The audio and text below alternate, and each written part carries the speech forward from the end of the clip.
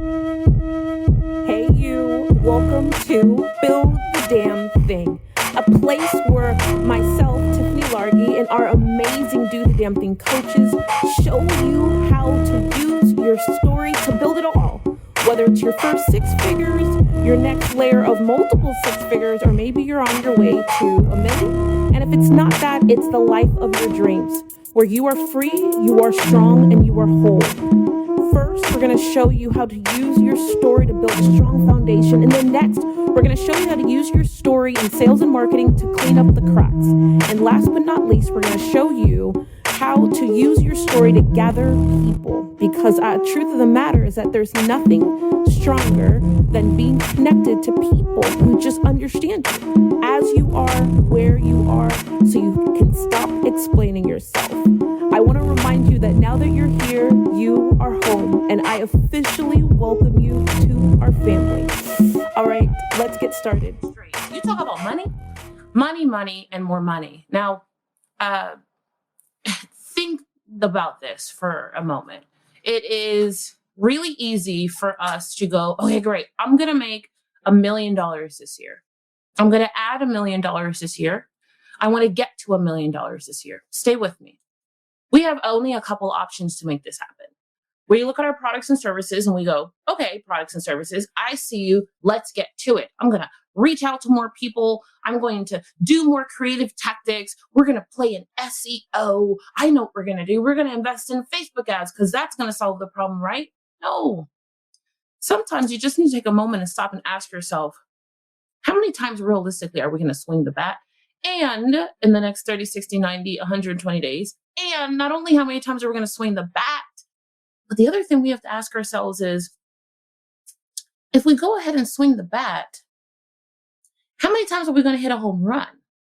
Because the reality of actually making more money, adding money, creating more dollars in our backbone is succumbing to the truth of what's in front of us, the capabilities of our team, the capabilities of our resources, and just knowing where you are and what season it is for you personally and what season it is for everybody around you. Now, you swing the bat 20 times and 5 of those people say, industry standard for the last 20 years for me has been plus or minus this formula. Now, for those of you who don't know, I built a multiple 7-figure business, but let me actually preface it in saying I built a multiple 6-figure business first by leaving my home and going on knocking on physical doors in my city, just knocking on doors.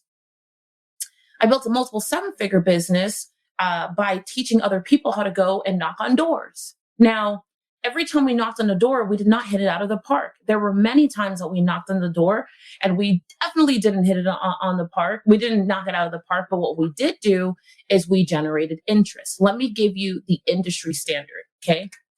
So 1 out of every 20 touches, okay? So 1 out of every 20 touches turn into, we'll call it a lead, okay? So when we think about this number over here, I want you to think or say to yourself, this number is my lead. I need this amount of touches in order to make this number a lead. Now, how many leads do I need to close 1? If I were going to start all over again, or if I were going to ramp up real fast or do something neat, I would run with this number. So if 1 in 20 turns into revenue, then, or 1 in 20 turns into a lead, then 1 in 5 turn into revenue. So let me write the word lead so that you can screenshot this. Revenue. Bam. Okay. So this is true. 1 in 20 opportunities. That means that you've actually got to go through quite a bit of data to say to yourself, okay, well, what's in front of me? What kind of people are in front of me? What kind of people are on my list? Who do we have access to in our city? Are we part of the chamber? We're going to use that list. Like whatever list you're going to use to go to market to go make some dollars. 1 in 20 is going to turn into an opportunity. 1 in 5 is going to turn into revenue, which means that you've got to swing the bat somewhere between 70 and 100 times in order to pull out the 4 to 6 sales that make sense. Now, if I were going to swing the bat, stay with me because we're talking about like, what is the $1 million month? What is the $1 million year? what does $1 million actually look like? If I swing the bat every month and my sale, the potential of my sale, the strength of my sale, the strength of the money that we can make is predicated on only, I don't know, say $1,000 offer, then chances are if I get 6 home runs for the month and I get $6,000, which is great, which is awesome. Okay. But I do that every month for the year, and I'm only going to make, I say only, and I'm only, or I'm going to, depending on where you are. I'm going to make, trying to do the math in my head, it's like 80 some thousand dollars. Okay. 80 some thousand dollars for the year, which is really good money, but that's revenue. That is not dollars I get to put in my pocket because I got expenses in these streets. Now, the truth of the matter is that it takes respectively the same amount of effort in your business right now to pull off a $500 sale as it would a $1,000 sale, as would a $2,000 sale, as it would a $10,000 sale. And as crazy as this is going to sound, as it would a $40, $50, $60, $70, $80,000 sale. And as wild as this might sound to you, even if you're like, but Tiffany, you don't understand, I own a salon. Our highest sale is $600, $700, $800 for me doing hair one time. I go, well, friend, what if I told you that there was a salon owner out there who wanted to learn your technique and would pay you $15,000 to teach you for you to teach them the technique or teach their entire team? The challenge is never that there's not the opportunity. The biggest challenge is that we're often just thinking too damn small. It's never that we're not thinking big enough. It's that we're just thinking too small. We're thinking too small about our resources, what we have, and what we can sell. I would rather see you knock out of the year or hit a home run when it comes to just money strategy and money thinking in your world and in your business by looking out the door and saying, okay, well, I'm going to bat quite a bit. If I'm going to hit 4 home runs, let me hit 4 home runs of $25K a piece. Why is that insane? Why is that crazy? Do you know that as a company, it's a lot easier for you to fulfill a lot harder for you to fulfill 25 yeses than it is for you to fulfill 4 yeses? If that made sense to you, can you please just put like some form of an emoji, a statement, a thought in response to that? Because if I can really get you to see that it's easier for you to fulfill 4 yeses versus 25 yeses, it'll change the way you think about like, how do I add dollars to my bank account? Or what do we do next? Or how do we go to market? Or what's in front of us? That is probably one of the easiest ways for you to hit a home run and to hit a home run faster. Now, the challenge for me, whenever I see people who say, oh, we're going to change everything and we're going to turn it all around with a low ticket offer, it's not that your low ticket offer is not great. It's not that cleaning the chimney for $180 is not fantastic, because that does lead to bigger sales. It does lead to different things. But I will tell you this. Sometimes when you need to turn things around, you need to make things as least emotionally taxing as possible. Adding more pressure onto a team or adding more pressure onto yourself or thinking, okay, I'm going to turn around money and we're going to do all these things. Let me tell you, from the woman who has 700 ideas every week, trying to execute 500 of them, I'm going to tell you this, and I know you've heard it before, but listen to me. Just because you can do it doesn't mean you should. Doesn't mean just because you can see the road or you heard from a person or you have an idea for how this thing goes, or just because you could see the path or you went to a training that gave you the whole roadmap, you're holding on to a workbook with all of the fill in the blanks. You bought a course for $2,000 that is sitting on the shelf and you're like, you know what, Tiffany, I could knock this thing out. I'm going to tell you right now, if you could turn your attention, please, to the thought on the right. If I spent all of the 27 days out of the next 30, right? So for the next month, if your company, your team, whatever it is, and you spent all 27 days to home run 4 days or 3 days of yeses, 1 apiece, and they are north of 10, 20, 30, 40, $50,000, you will totally shore up and clean up financially whatever's in front of you, and you can go back to low ticket items. Period. There is nothing more true for me than thinking to myself, do you have the kind of offer that is delicious to the market? And let me tell you, let me give you a thought about what high ticket really is. I'm going to give you a thought about what high ticket actually is, because high ticket is a visual representation to the world of this is the value that we see in ourselves, the work we do, and the offer that we put out into the market. I always organized myself in this way. So one of the questions I used to get early on when I get asked about the business I sold. So I was a business partner of Xerox Corporation and Hewlett Packard and a bunch of other like hardware and software type companies. And I got to seven figures, multiple seven figures by teaching other people to master what I had done and knocking on doors and presenting solutions to problems that were inside of small businesses in the physical local city. In addition to that, we dabbled in places outside of our city and our region, and we fooled around a little bit on the East Coast. Now, transparently, I'm going to tell you that sometimes you need the small wins while you're waiting for the big win, but you still need to have 2 or 3 fishing rods out. Think about it like this. You and I are headed out into the ocean, or we're headed out to go and catch something.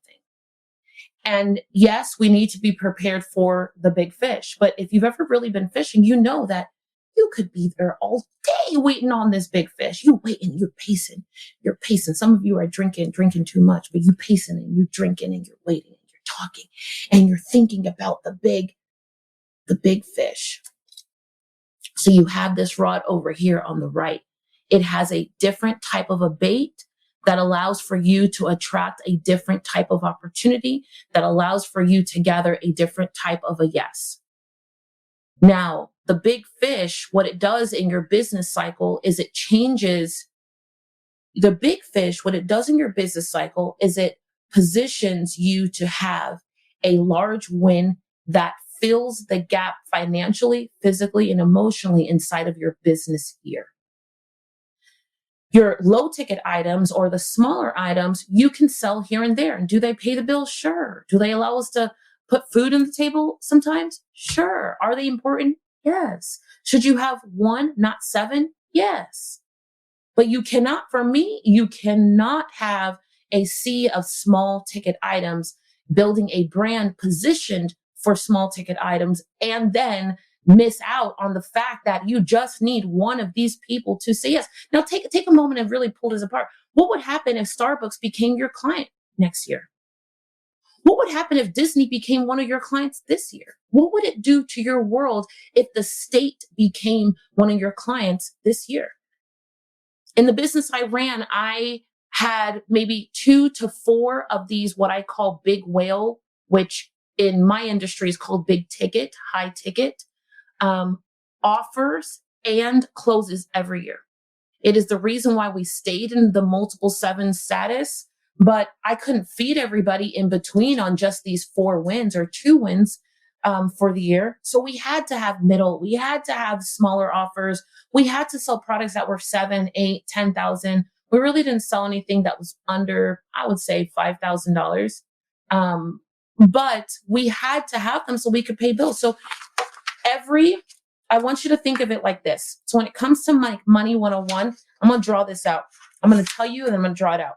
So for me, every single month, I want you to think that my month goal is to have my 5, I'm going to call it big ticket so that it's true to me. And then my weekly focus is on mid-level, right? So whatever that is for you. So high ticket for us might be, not high ticket for us, but high ticket for me back then was anything that was 6 figures, like $150,000 was a big ticket for me. But I'm going to say 100K. Then weekly for me would be my weekly hunt, or the thing that I'm looking to collect would be anything that's mid-ticket. So for me, that was about, I would say about 20K. And you could say 10 or 15, depending on your, on your business model, but 20K to about 70K. Now, 70K would still be close to a big ticket and it'd be awesome for us. So I don't want to downplay that at all.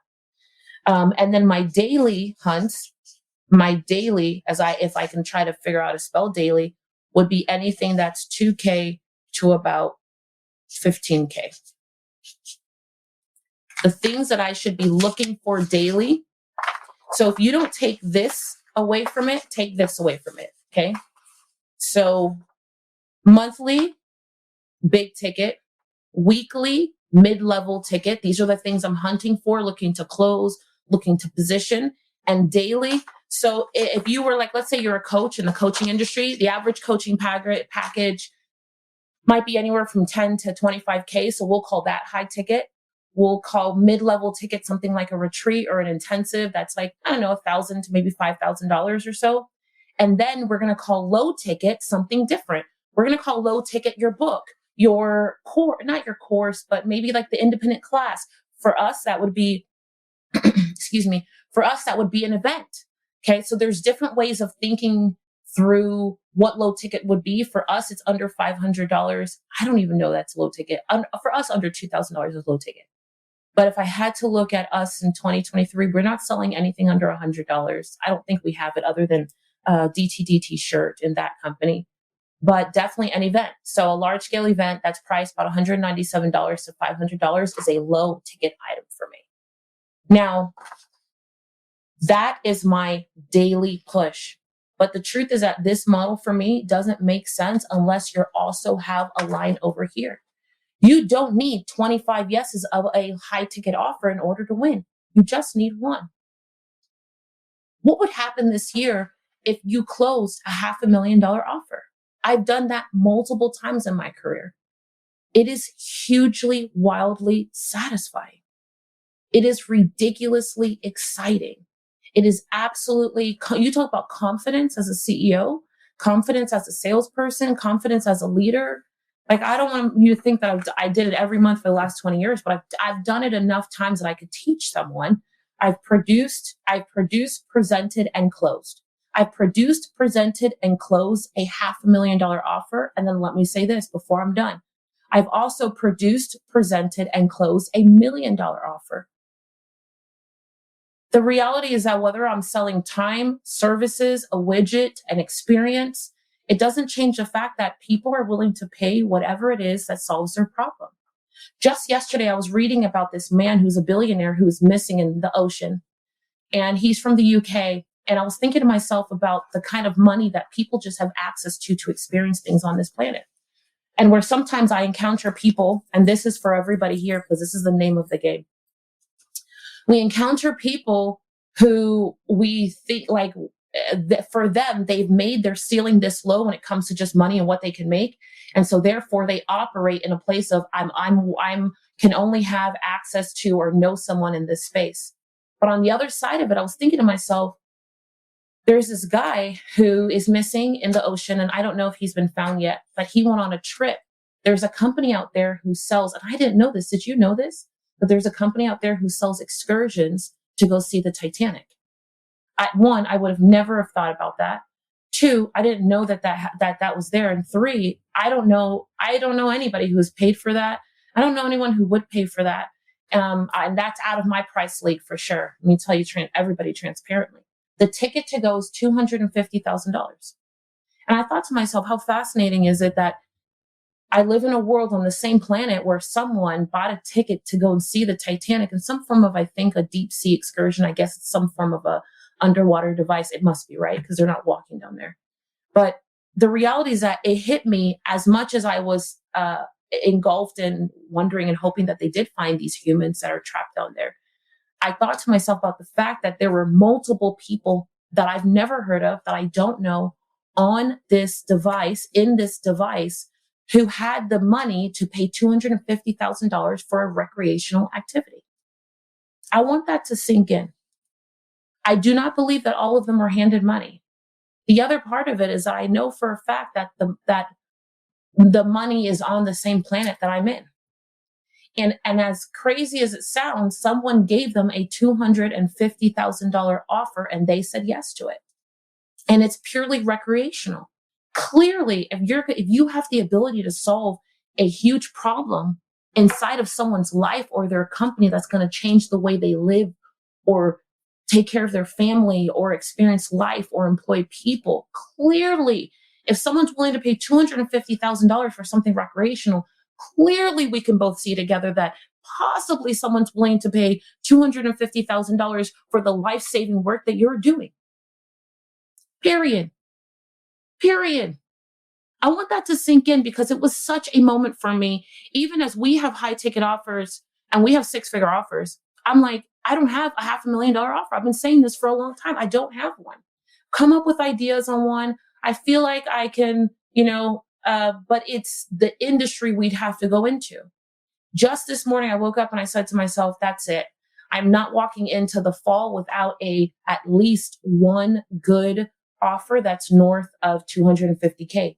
Is it because we're going to go turn all of our attention to go and do it? No, but I know one thing. Okay, before I close, I want you to be clear on why I'm going to make a decision, even though we have a 6-figure offer. And we have an 6-figure offer that we have sold, which means if we have sold a 6-figure offer, that means that we clearly have the ability to sell more than that. The market cannot buy what you are not offering. And for me, I'm like, you know what? We've never offered a half, we don't have it on a sheet of paper. We don't have it anywhere. Great. So it can't be bought because we're not offering it. There's a thought. There's a thought. How do you offer? All it needs to go on a sheet of paper.